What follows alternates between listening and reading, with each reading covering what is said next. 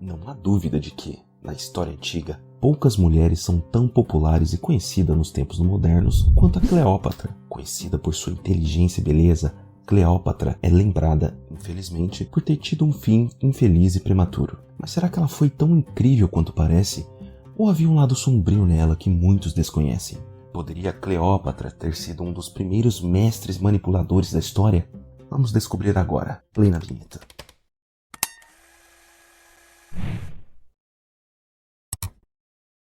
A beleza e a inteligência de Cleópatra.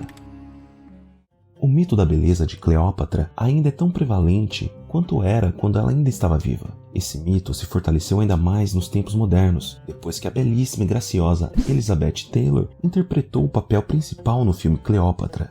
Obviamente, ela faz líderes poderosos como César e Marco Antônio se apaixonarem perdidamente por ela. Mas historiadores contemporâneos, como Plutarco, não ficaram muito impressionados com sua aparência. Em seu livro Vida de Antônio, publicado em 75 d.C., ele escreveu: sua beleza real não era tão notável a ponto de não ser comparada a outras, ou que ninguém pudesse vê-la sem ficar impressionado, mas o impacto de sua presença era irresistível. Claramente, a mulher era mais charmosa do que bela. Seu carisma vinha mais de sua mente do que de sua beleza. Ela era uma estudante de matemática, medicina, alquimia, economia, história, geografia e praticamente todas as disciplinas de educação geral que você provavelmente detestava na faculdade. Ela falava 9 idiomas e sabia como controlar as conversas entre pessoas. Sua inteligência e astúcia andavam de mãos dadas com a aparência atraente e a tornavam irresistível de se ignorar. O poder da imagem. Sua imagem de uma sedutora irresistível foi um grande impulso para sua carreira política, então ela tinha que garantir que, pelo menos, correspondessem às expectativas dos espectadores. Claro, para manter a sua aparência, ela estava disposta a ir a quaisquer limites. Seu domínio sobre o poder não dependia apenas de seus pretendentes políticos, mas também de sua imagem como a reencarnação da deusa egípcia Ísis. Cleópatra também era uma boa administradora, ao contrário de seus irmãos, o que também ajudou a se tornar popular e estabelecer a sua divindade. Infelizmente, no mundo real, Cleópatra estava muito ciente da importância de manter a sua imagem como deusa, e manter uma aparência celestial era uma parte importante disso. Uma especialista em alquimia, uma pseudociência que antecede a química, Cleópatra tinha sua própria fábrica de perfumes perto do Mar Morto, perto de En-Gedi. Cleópatra acreditava que suas fragrâncias tinham poderes de controle mental e as usava ativamente como ferramentas de persuasão para conseguir o que queria.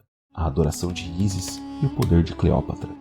Inicialmente uma deusa obscura, Ísis se tornou uma das divindades mais importantes do Antigo Egito à medida que a era dinástica avançava e a aliança entre o Império Romano e o Reino Egípcio se fortalecia. A influência de Ísis se espalhou amplamente da Inglaterra ao Afeganistão. Então, Cleópatra, ser considerada a reencarnação de Ísis, era um grande negócio para consolidar a sua autoridade. Embora os faraós se considerassem divinos, isso não era algo novo na história do Antigo Egito. Cleópatra se declarou a nova Ísis e disse aos seus súditos para reconhecê-la como a encarnação da deusa na terra. Ela esperava ser adorada e que o solo onde ela andava fosse beijado por seus súditos, e funcionou. O que é bastante irônico, porque Cleópatra não tinha nenhuma ligação com os antigos reinos do Egito. Ela não era egípcia. Ela era membro da dinastia ptolemaica, que descendia do general de Alexandre o Grande, um homem chamado Ptolomeu I. Isso significa que eles não apenas tinham ascendência grega, mas também falavam grego e seguiam esses costumes. Se inscreva e dê o like. Por favor, deixe seu like, se inscreva no canal para não perder os próximos vídeos. Estamos ansiosos e fazendo muito conteúdo para vocês. Vamos lá. Desafios e conquistas. Os ptolemaicos governaram o Egito por 300 anos após o país ter sido entregue a Ptolomeu I, após a morte de Alexandre em 323 a.C.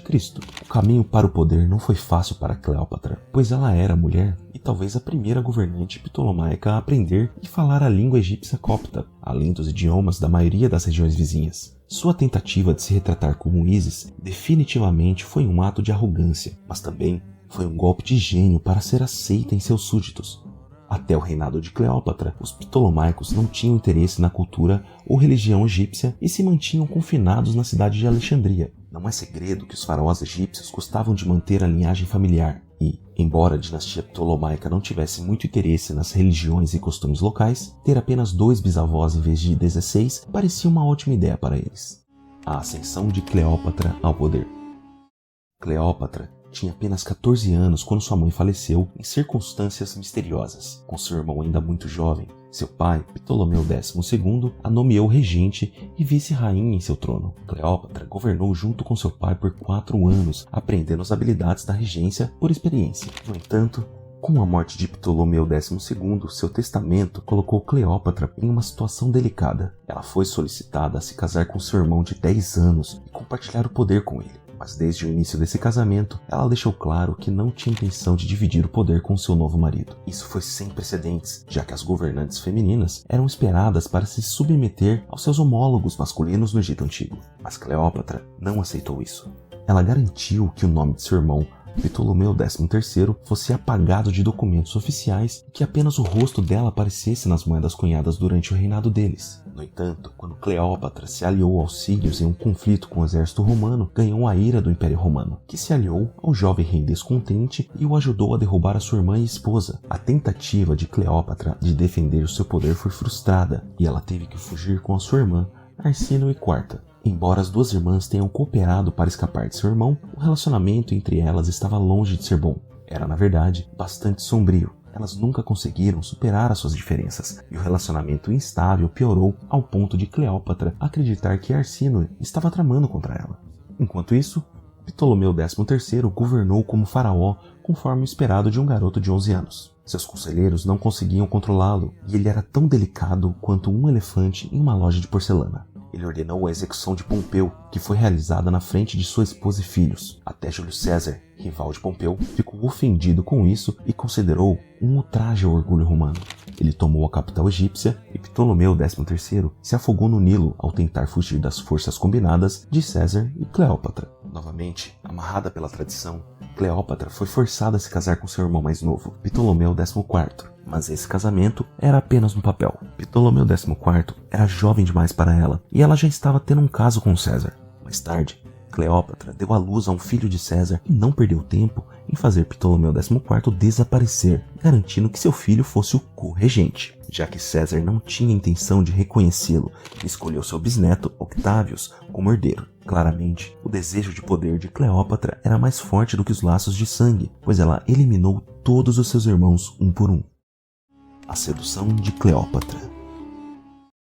Ela sabia como fazer os homens dançarem na palma de sua mão e fazer coisas que eles jamais fariam normalmente. Era estranhamente parecido com ela ter um comando hipnótico sobre esses homens, mas, na maioria das vezes, era ela sabendo o que eles queriam. Inteligente e sagaz, Cleópatra conquistou o apoio de César e Antônio, oferecendo-se a eles de forma sedutora, mas também criativa. Ela se apresentou a César escondida dentro de um tapete e, quando Antônio a viu pela primeira vez, estava vestida como a deusa do amor, Afrodite. Essa astúcia a ajudou a conquistar o controle sobre esses homens poderosos em um piscar de olhos. Sua rede de sedução era espessa o suficiente para envolvê-los como lã. César ficou tão encantado que ergueu uma estátua dela no templo romano de Vênus, Gênetrix, ao lado da estátua da deusa. Os romanos nunca consideraram seus governantes divinos como os egípcios, e isso foi escandaloso e invejável para César. No entanto, isso não fez nenhuma diferença para César ou Cleópatra. Por outro lado, quando Antônio viu Cleópatra vestida como Afrodite, ele esqueceu completamente da invasão que havia planejado e decidiu passar o inverno com ela em Alexandria. Os dois costumavam festejar muito, mais do que qualquer pessoa que você possa imaginar, enquanto Roma estava em chamas na Guerra Civil. Conclusão. Acredita-se que Cleópatra, em certa ocasião, tem ordenado que seus criados trouxessem vinagre para ela e ela mergulhou todas as suas joias nele. Quando as joias se dissolveram no vinagre, Cleópatra o bebeu apenas para ganhar uma aposta contra Antônio, de que as joias valeriam mais de 10 milhões de dólares hoje. Enquanto isso, homens estavam se matando em Alexandria para tê-la, enquanto Augusto Octavius eliminava qualquer ameaça ao seu direito ao trono de Roma. Então, o que você acha? Cleópatra ainda é a mulher mais bonita da história, na sua opinião, apesar de seu lado sombrio? Nos mandem sugestões dos próximos vídeos sobre história mundial e curiosidades que estaremos ansiosos para compartilhar com vocês. Somos o canal Frenic e nos vemos no próximo vídeo.